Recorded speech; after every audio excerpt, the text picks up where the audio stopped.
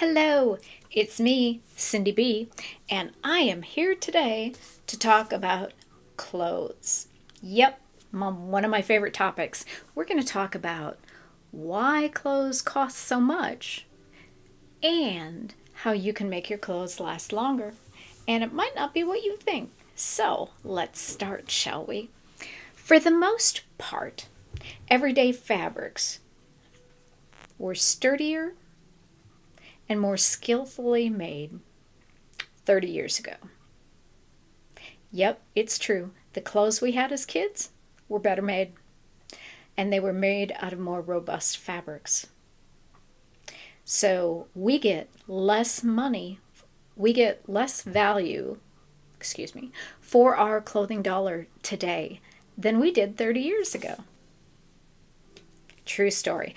What is driving this? Well, part of the problem is that we don't want to pay more. So we squeeze the manufacturers and designers, right? Because if it's cheaper, we'll buy more. So the decline in the quality of clothing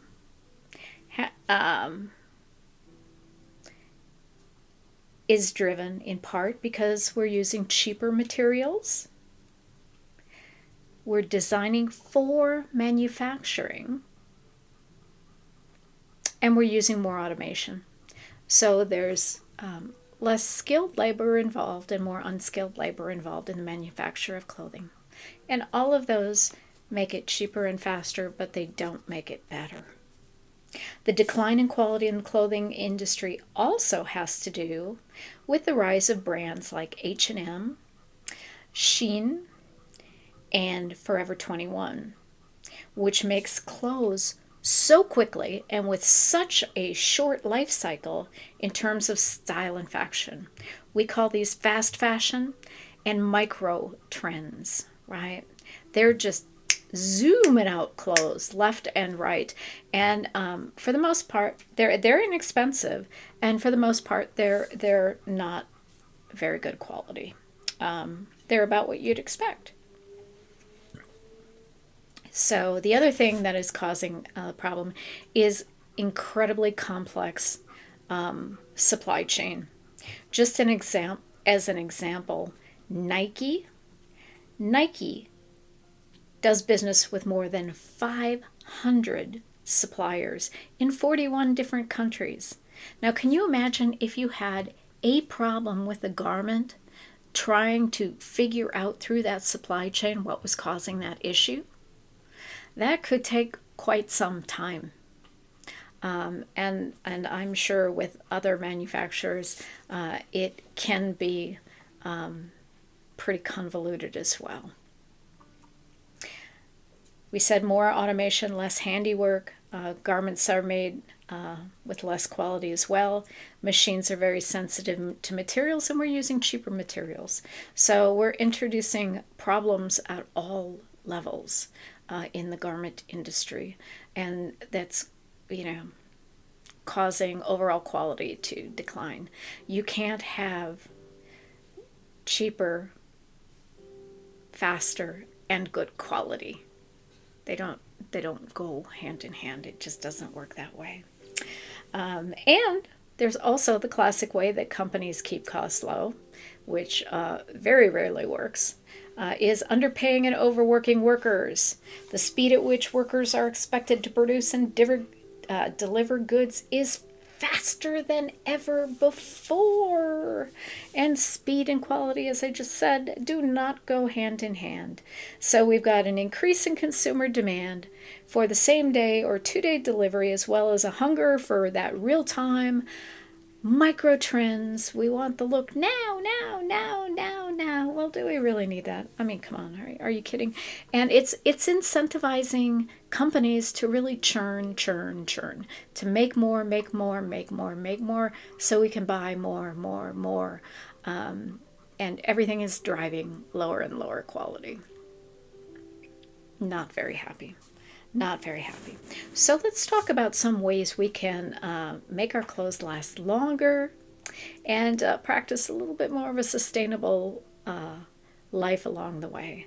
First, buy quality clothes. Now, there are a lot of ways to tell quality clothes. One is that they're made with better materials.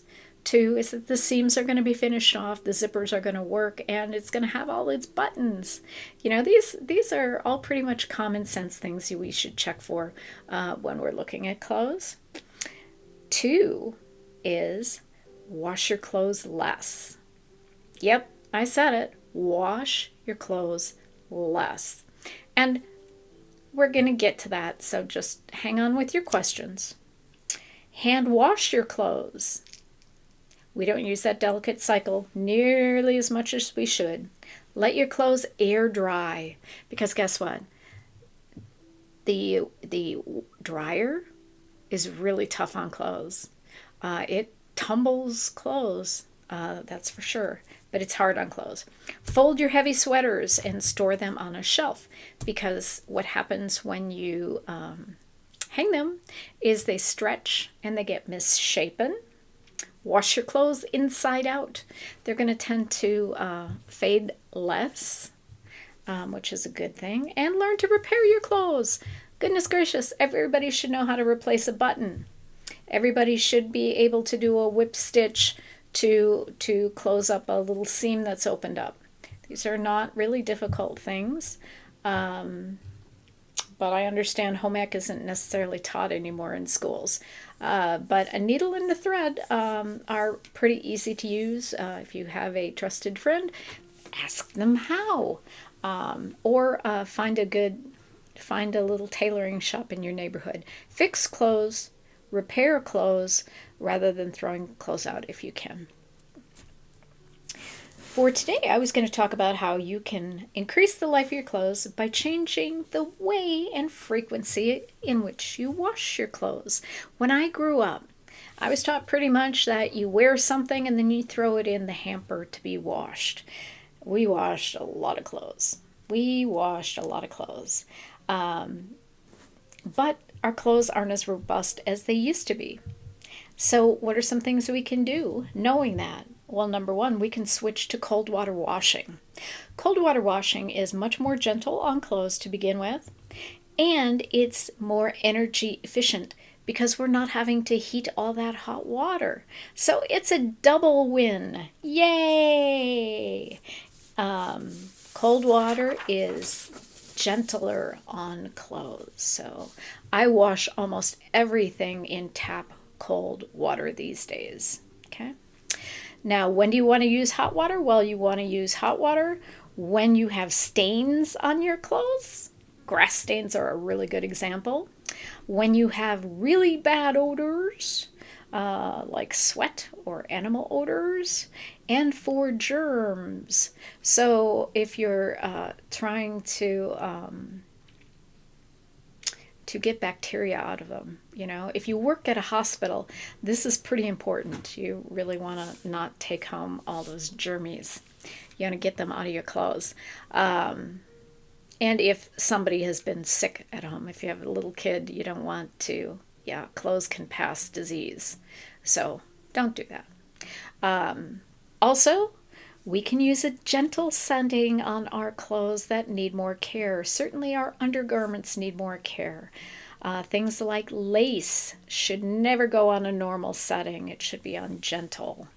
And do not put all your clothes in the dryer automatically. There are things that just should never see the inside of a dryer.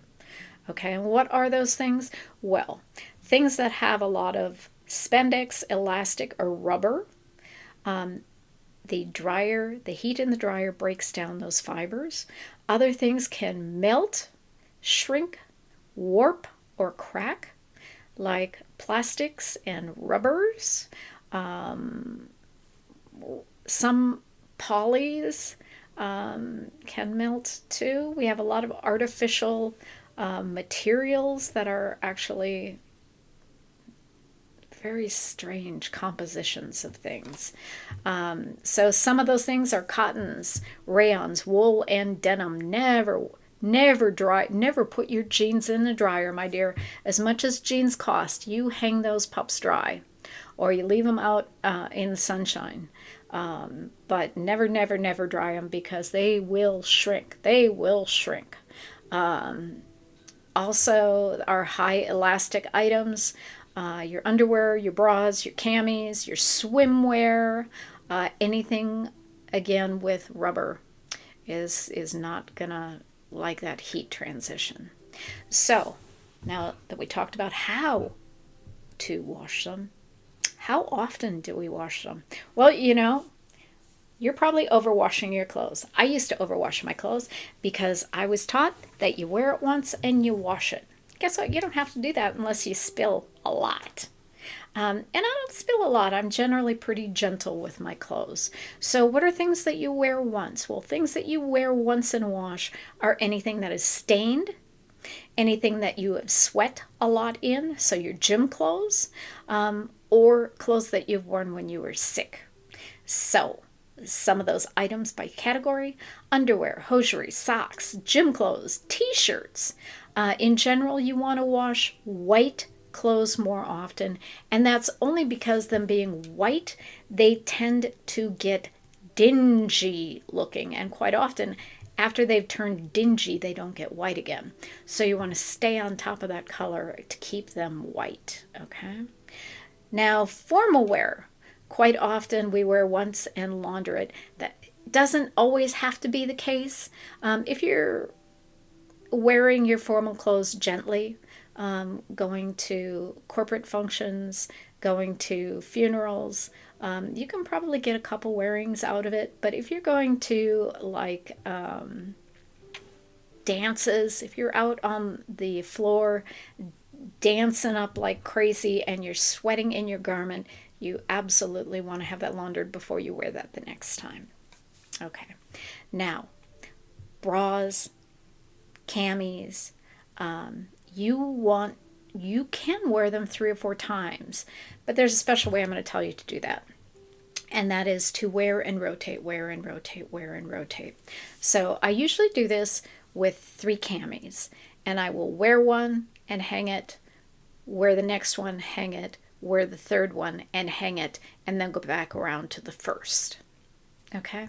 And that gets you 9 days. 9 days. That is a goodly amount of time. So if you have 3 bras or 3 camis, you can manage quite well. And some people say you can even get 4 wearings out of them. More power to you. I do 3 just because that's my habit. Okay? Now, natural fiber, light natural fibers like cotton, silk, cashmere, alpaca, you are going to want to wash every 2 to 3 wearings. Heavier wool and synthetic sweaters, those acrylic blends, you can probably wear those 4 or 5 times because they're just much more robust. Okay, shirts and blouses, 2 to 4 wearings, depending on how gentle you're being. Shorts, 2 to 3 times. We're usually out in the sunshine. Denim, now, from Levi Strauss's CEO, he says, you never have to launder your denims. I beg to differ. I see that number all over the place. A lot of people say a lot of different things. But the average seems to come out somewhere around 6 times. Okay. There are some people who say as many as 10 and some people who say as little as 3. But jeans are probably the most robust clothing item we wear. You're wearing underclothes and it's a pretty heavy garment. I wash it in cold and I hang it dry. So I make my jeans last usually 6 times. Sweatshirt and pants or flannel shirts 3 to 4 times. Suits and blazers 4 to 5 times. You want to get your money for your dry cleaning dollar for sure. Now, pajamas. You're probably thinking, but I'm only sleeping in my pajamas. But did you know while you're sleeping, you are sloughing off dead skin? Yeah, that's kind of That's kind of icky. And unless you're sleeping in underwear, you're probably getting some body fluids on your pajamas too. So 3 to 4 times for your pajamas. And coats and jackets, your outside coats and jackets, probably twice a season. Certainly right before you put them away for the next season. Okay, now the last thing I want to talk about are some of my favorite handy dandy tools for helping me make my clothes last longer. The first is my stain stick of choice, and it can be anything. This is just the one I like. I like that OxiClean has enzymes in it, and the enzymes really do work. This is a stain stick. I just dab this sucker on. As soon as I take my clothes off, I dab it on the stain. And it works pretty darn well. Second one, Downy Wrinkle Releaser, especially if you're re-wearing things that are like, fine cottons or rayon. They might get wrinkled, and you can spray a wrinkle releaser on it and then pat it down or pull it down with your hands, and it'll snap those wrinkles out of it. That is really nice. I have a fabric refresher that I use to spray my clothes after every wearing, okay, to just neutralize any odors that might be there. And, I know some people are sensitive to chemicals. There are all kinds of recipes for do-it-yourself odor eliminators. You just, you can do a simple search. I've seen things that use oils. I've also seen things that use baking soda. So if that's one of your things, please look that up. Those alternatives are out there. Those recipes already exist. You don't have to make them up unless that's what you like to do. Sweater shavers. I don't know if you've seen those, but they are all over Amazon, and I will try to link one below, just a generic. And those are to take off little pills or little bundles of fibers that just detract from the look because our fluffy things pill up over time. It just happens. It's part of the life cycle.